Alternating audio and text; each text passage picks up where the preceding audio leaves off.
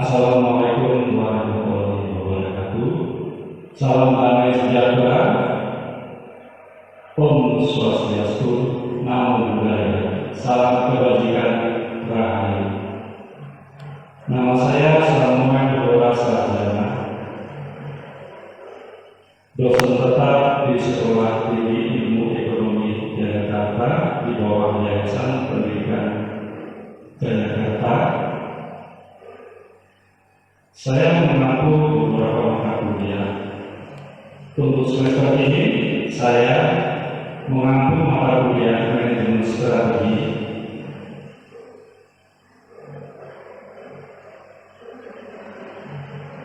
Di pertemuan 14 ini, saya akan menerangkan apa yang akan nanti dipelajari.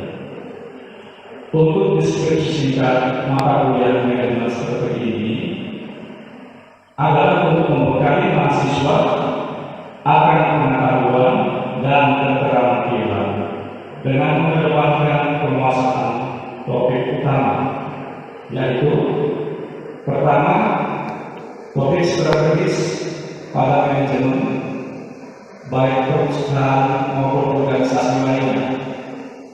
Kemudian yang kedua adalah perkembangan dan penerapan manajemen strategis dalam perusahaan dengan diawali pembentukan filosofinya, visi dan misinya. Selanjutnya, yang ketiga adalah penilaian atau audit lingkungan strategis, baik internal maupun eksternal perusahaan, sehingga dapat memanfaatkan peluang yang ada serta merumuskan langkah-langkah strategis. Kemudian selanjutnya yang keempat akan dilengkapi dengan matriks strategi seperti matriks satuan bisnis unit, SWOT,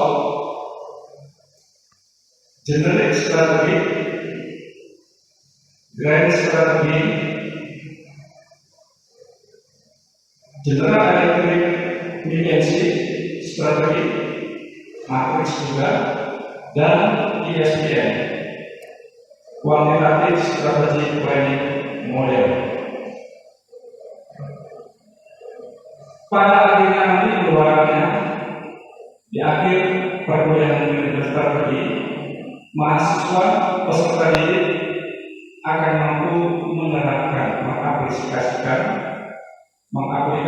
pengetahuan secara profesional dalam bidang pengelolaan bisnis, perencanaan strategi, dan mampu mengambil keputusan yang tepat berdasarkan analisa informasi dan data, serta mampu memberikan petunjuk dalam memilih berbagai alternatif solusi secara mandiri, perorangan maupun secara berkelompok. Mata kuliah manajemen strategi ini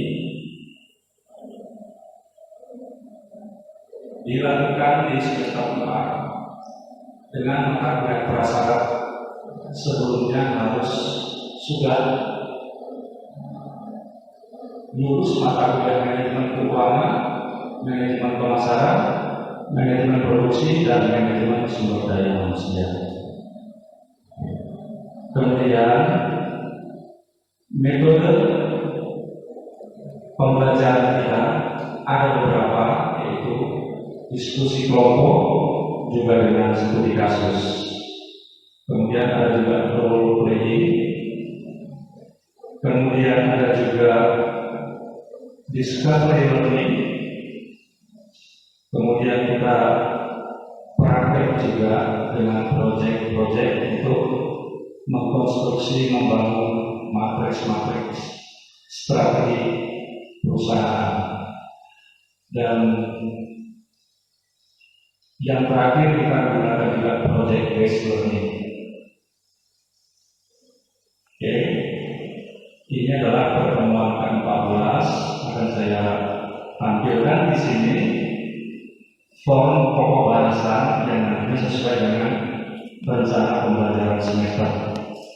Hari ini kita akan membahas mengenai penerapan atau implementasi fungsional. Kita akan membahas isu-isu mengenai pemasaran, isu-isu mengenai keuangan dan akuntansi, isu-isu mengenai sumber daya manusia, produksi dan operasional, juga riset dan pengembangan. Baik, saya akan mulai lagi refresh untuk kontrak kuliah kita ini. Sumber-sumber nilai akhir nanti yang akan diperhitungkan adalah 10% dari kehadiran Anda, dari absensi presensi, kemudian 20% dari tugas presentasi atau berupa makalah, kuis, 30% dari ujian tengah semester UTS, dan yang terakhir 40% bobotnya adalah dari sumber nilai hasil ujian akhir semester atau UAS. Baik, ini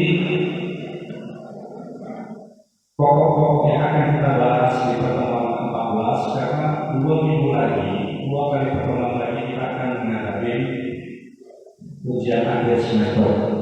Maka pembahasan implementasi ini sudah ada di akhir dari mata kuliah manajemen strategi setelah kita sudah membahas mengenai visi misi, kemudian pembiayaan audit internal dan eksternal, lalu juga dengan yang paling banyak adalah bagiannya formulasi strategi perumusan. Ini saya tampilkan di pertemuan 14 ini. Kita akan membahas implementasi strategi tingkat fungsional perusahaan yang setelah saya sampaikan tadi berupa isu-isu pemasaran, isu-isu keuangan akuntansi, kemudian penelitian dan pengembangan dan sistem informasi manajemen, juga sumber daya manusia. Baik, nanti kita adakan juga tanya jawab. Kita mulai saja untuk perkuliahan.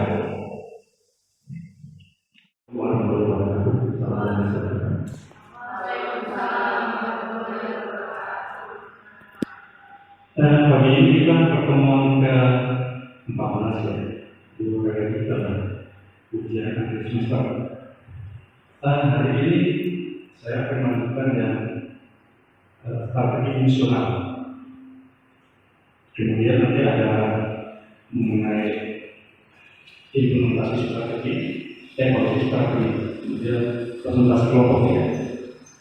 Ini sesuai dengan referensi kita, tapi kita juga di ini ya, di buku kita ini implementasi dan evaluasi. Ini saya akan langsung saja. Oke, kita berdasarkan satuan selera perkuliahan atau SKP. Bagus kita ya. Saya menyelesaikan dulu yang dulu kita selesaikan pada saat itu. Ini ya, strategi fungsional.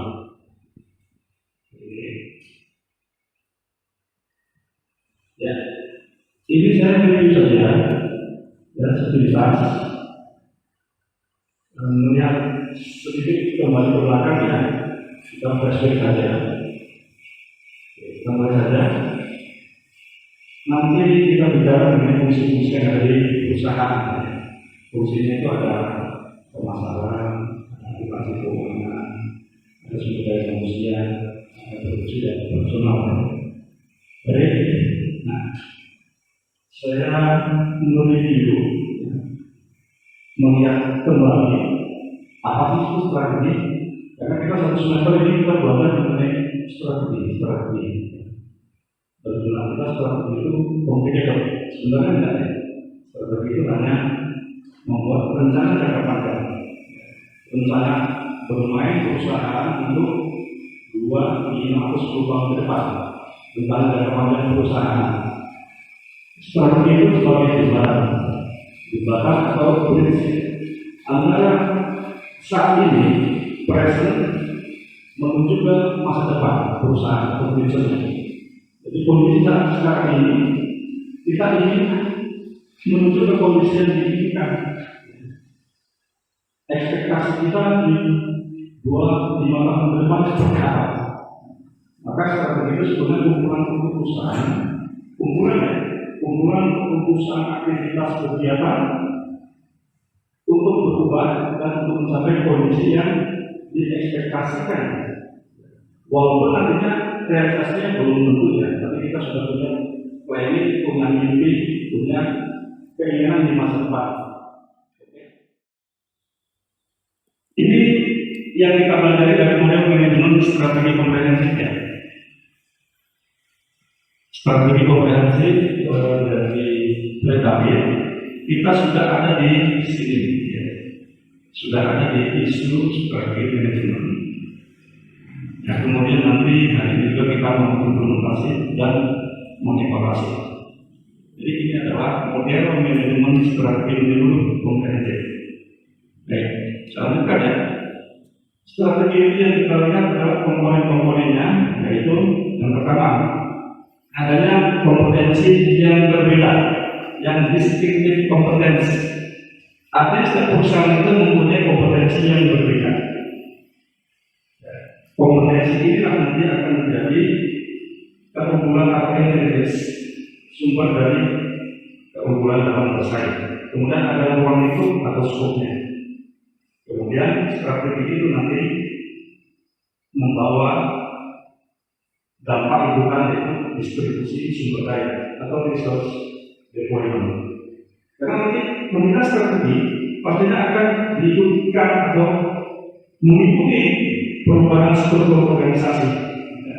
Setiap pemilihan strategi yang akan dilakukan di perusahaan, maka konsekuensinya adalah dibentuk struktur yang sesuai untuk menjalankan strategi tersebut. Nah, kita bicara struktur, itu akan bicara mengenai distribusi atau alokasi sumber daya. Apakah itu sumber daya manusianya, human resources-nya, ataupun keuangannya, finance-nya, ataupun nanti lokasi dan sebagainya. Kita dikatakan komponen strategi salah satunya adalah distribusi sumber daya. Contoh strategi ini adalah pasar, kita pengembangan pasar. Artinya suatu kantor, suatu perusahaan akan membuat kantor di beberapa daerah. Kita akan membuka di Kalimantan, di Sulawesi, atau di beberapa tempat. Strukturnya seperti itu.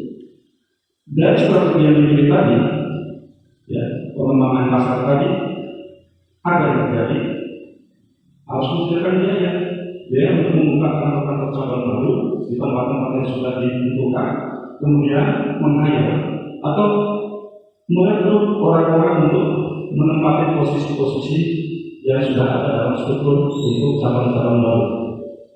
Oke, kemudian ini sudah kita belajar juga ya.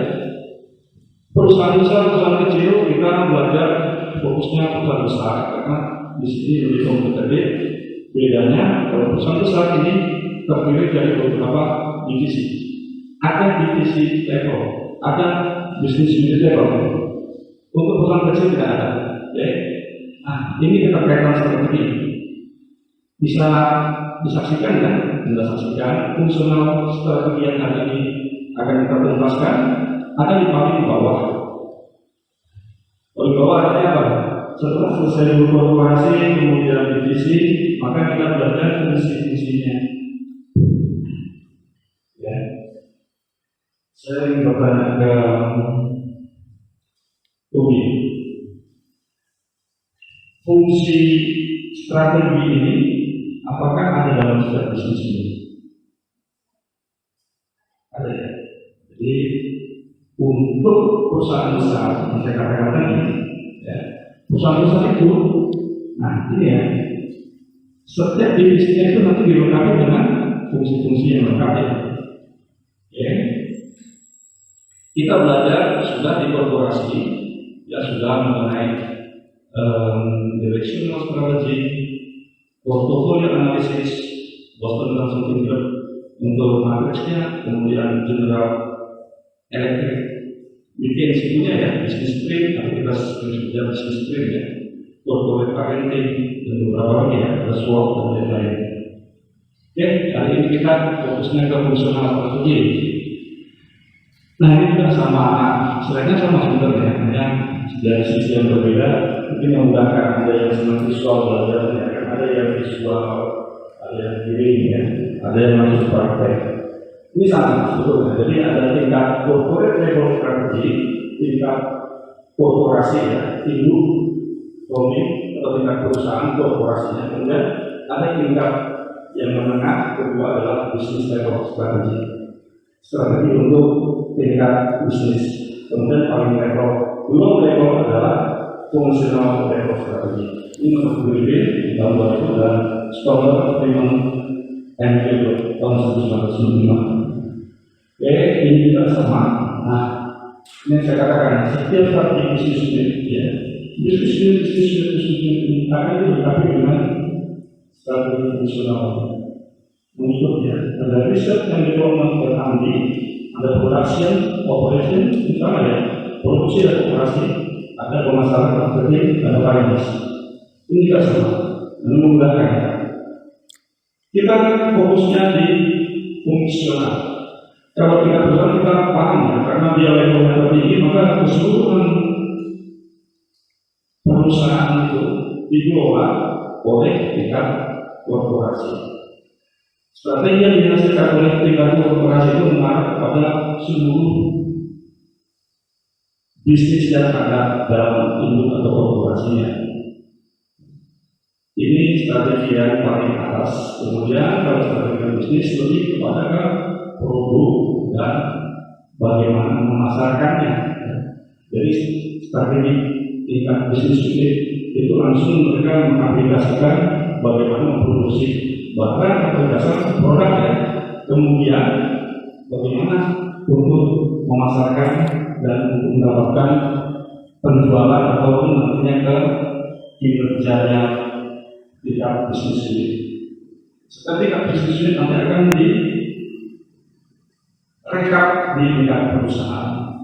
Seperti itu ya. Nah, tingkat fungsional kita lebih kepada fungsi-fungsi yang ada dalam setiap bisnis ini tadi. Baik, ada pertanyaan? Sekarang ada pertanyaan. Kalau terlalu cepat, tolong memberitahu ya. Kita bicara fungsional itu adalah untuk apa sih sebenarnya? Untuk apa? Menghasilkan kinerja yang baik. Kinerja yang baik itu nanti akan dilihat dari penjualan. Kita pernah belajar mengenai quarter ya, rantai nilai quarter value chain. Ini kaitannya dengan fungsional. Untuk dapat bersaing, kita kan belajar dengan strategi ini. Poinnya adalah bagaimana perusahaan dapat bersaing, berkompetisi dengan para pesaing kompetitornya. Betul? Jadi kita belajar apa sih? Iya, bagaimana mengelola perusahaan ini agar perusahaan bisa tetap eksis, tetap ada dalam industrinya, bersaing. Ya. Untuk dapat unggul maka harus ada kelebihan lebih baik. Ya. Salah satunya adalah dari internalnya harus lebih baik, lebih efisien, lebih hemat, dan lebih efektif dalam memilih kebijakan-kebijakan, memilih prosedur ya, dan memilih apa yang harus dilakukan. Kaitannya apa sih dengan value chain Michael Porter? Kaitannya adalah value chain ini yang saya katakan penting adalah company ya. Jadi value chain itu adalah kalau setiap kegiatan dalam organisasi, dari mulai kita datang ke kantor dan setiap bagian, setiap kegiatan kita analogikan dengan mata rantai, maka setiap yang kita kerjakan itu, setiap aktivitas disatukan itu menjadi rantai, dari mata rantai menjadi rantai. Setiap aktivitas itu akan membawa dampak nilai, kontribusi nilai kepada perusahaan, nanti pada akhirnya bermuara pada produk kita. Yang kita kerjakan itu arahnya itu adalah how to make great product, produk yang terbaik itu kan, apakah itu produk jasa atau barang, maka dikatakan itu adalah rantai nilai. Ya, kalau Anda lihat di rantai nilai dari microworker itu cukup banyak ya. Ada 5 kekuatan worker, ya. Ada rantai nilai worker, ada strategi dari worker, ya. Beberapa yang sudah kita pelajari ya. Nah, untuk rantai nilai atau ini keseluruhan dari fungsi-fungsi yang ada dalam perusahaan. Ya. Anda perhatikan ini ada general administration, administrasi umum, finance, keuangan, accounting, akuntansi, human resource management, manajemen sumber daya manusia, ada research, ada teknologi dan sebagainya. Ini masuk dalam support activities dalam rantai nilai tersebut. Kemudian nanti ada aktivitas utamanya, logistik yang masuk, kemudian ada operasi, ada logistik yang keluar, ada penjualan, ada pemasaran, marketing and sales. Kemudian ada layanan perbaikan atau after sales. Ini nanti mengarah kepada margin. Seberapa sih kita bisa membuat margin? Karena pada ujungnya kalau dibiayakan semua kegiatan itu menjadi biaya produksi. Biaya produksi, biaya penjualan dan sebagainya. Ini yang maksudnya adalah bisa dihemat untuk dapat lebih unggul dari pesaing. Ya, kalau kita bisa lebih efisien, lebih efektif dalam memilih proses ini, maka akhir dari semua kegiatan itu kita mempunyai margin yang lebih baik. Ya, harga pokok produksi kita akan lebih rendah, ya, akan lebih bisa berkompetisi. Itu ya tujuan dari sini ya. Nah, kita masuk ke salah satu masing-masing strateginya ya untuk fungsi-fungsinya. Pertama adalah kita bicara pemasaran. Pemasaran ini lebih luas ya daripada penjualan. Ingat, pemasaran itu bagian atau keseluruhan daripada seluruhnya. Penjualan itu hanya part of bagian dari. Kalau pemasaran atau marketing itu adalah whole, keseluruhan. Jadi penjualan atau sales itu hanya satu bagian dari seluruh kegiatan pemasaran.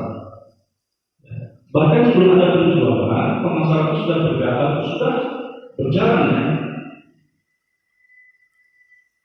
Kalau Anda sudah pernah mendapatkan pengantar atau marketing pemasaran, maka ada namanya analisa produk. Apa sih yang diinginkan oleh konsumen? Konsumen itu kebutuhannya apa? Bahkan pada kebutuhan, keinginannya apa? Needs-nya apa? Wants-nya apa? Untuk nanti diberitahukan dari pemasaran atau dari marketing itu kepada perusahaan, kepada pimpinan. Nanti pimpinan akan memanggil bagian produksi, bisa membuat seperti ini, Anda bisa nggak? Seperti ini kriterianya, hitung-hitungnya seperti ini. Nah itu nanti bagian produksi, kemudian bagian penjualan, kemudian diproduksi. Baru nanti setelah produknya selesai, barang atau jasa itu dijual. Ya, akan kita bahas. Ya. Jadi tujuan dari pemasaran untuk melayani atau memenuhi kebutuhan pelanggan. Ya, kemudian kunci dalam pemasaran adalah adanya batasan pasar, ruang lingkupnya. Karena setiap program itu ada ruang lingkup. Anda nanti menyelesaikan tugas akhir juga pasti ada ruang lingkup penelitian. Karena kita harus firm dulu sejauh mana atau mana sih wilayah domain kita ini.